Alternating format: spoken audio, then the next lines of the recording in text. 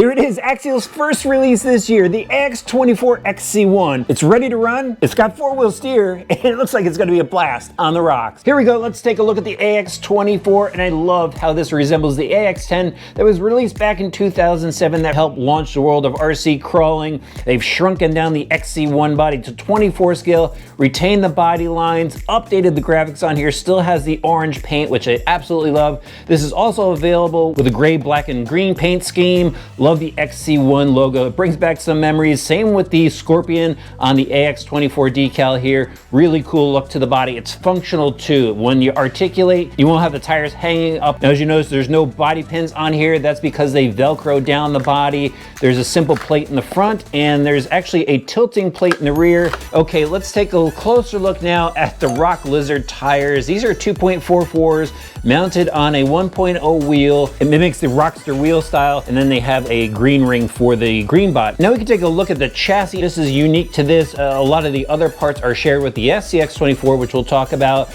but it's a twin vertical plate chassis. It is aluminum plate. They have these nice boat side rock sliders, and if you look at the rock sliders closely, you'll notice they've got LED rock lights. There is a battery tray in the center, and it's got this little flap here that pops up by simply removing this one body clip. Then you can slide the battery out. So the platform feels really rigid, and with this type of setup, you get a lot of ground clearance out of it. Let's move on to the suspension now, and it's a 4-link front and rear like you would see on a crawler. These are composite links, but the shocks are now long travel 51mm shocks, and they've got a ton of travel. Look at the articulation in here. The other thing is they are really bouncy because there's no oil inside, so we'll have to see how that performs. I wonder if it's going to want to roll over on us, but we'll see. Look at that thing bounce, but the articulation, because of that shock angle and length, is just awesome. The driveline. We've seen a lot of this driveline before because it is from the SCX24. It's their worm gear axles, metal gears in the center, metal drive shafts out to the axles,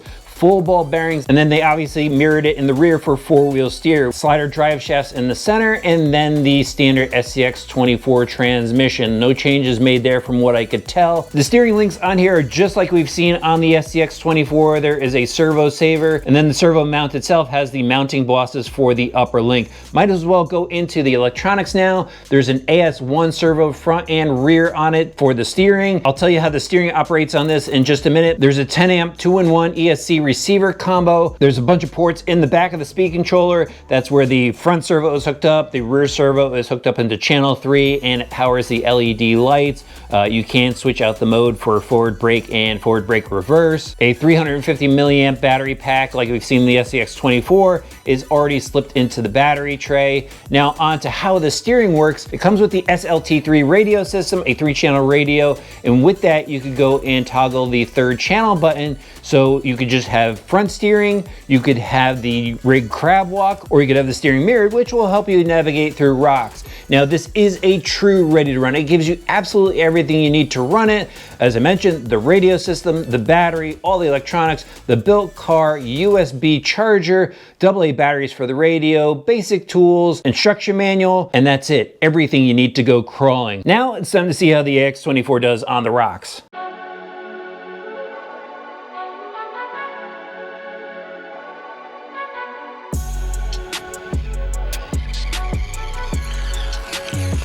Really excited about today, guys. It's beautiful weather out. I've got a bunch of charge packs for the AX24. I cleared my calendar, and I'm just gonna do a bunch of crawling.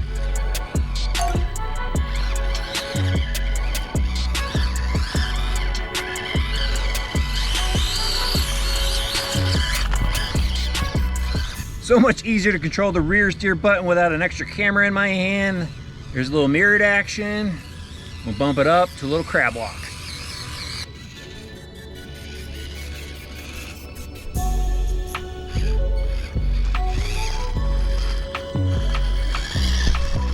With that higher ground clearance means a little higher CG, and you gotta watch that tipping point.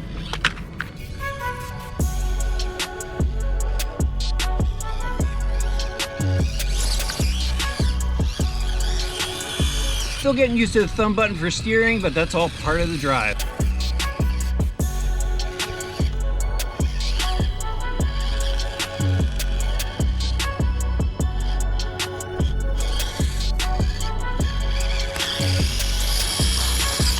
I'd say throttle control on this is fair considering it's 10 amp speed controller with a 130 motor. You know, sometimes it phases out a little bit, but it does pretty good. It's got enough power to just bump it up and over some of the obstacles. There we go.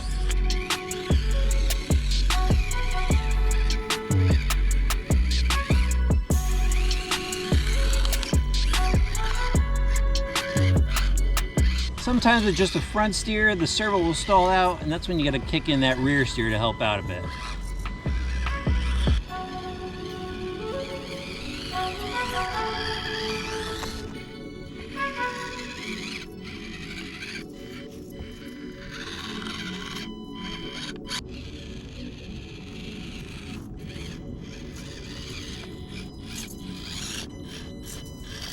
I think the AX24 is a great addition to the Axial lineup, and if you want to pick one up, I'll have links in the video description below, or you can visit your local hobby shop. At first, I found the rig to be a bit challenging, learning its weight distribution and getting used to the thumb control for the rear steer, but once I got a handle on that, I had a lot of fun with it, and I was able to challenge it some more on some pretty rough rock terrain. I really love how the suspension articulates on here. The steering and throttle control is good for a ready to run, but I could see some room for improvement there. Again, it is a ready to run, but the capability of this small crawler is pretty impressive. I actually like the grip from the Rock Lizard tires, but like other rigs out there, I think it could use a little bit more weight, and I know Axial is working on option parts for that. My two little gripes with this rig are, number one, it doesn't track straight. The rear has a little bit of steer in it, and there's really no way to adjust it. So when you see it going straight, it actually crab walks just a little bit. My other issue is the friction shocks. I really wish there was some sort of damping, maybe like an O-ring in there, even with a little bit of grease,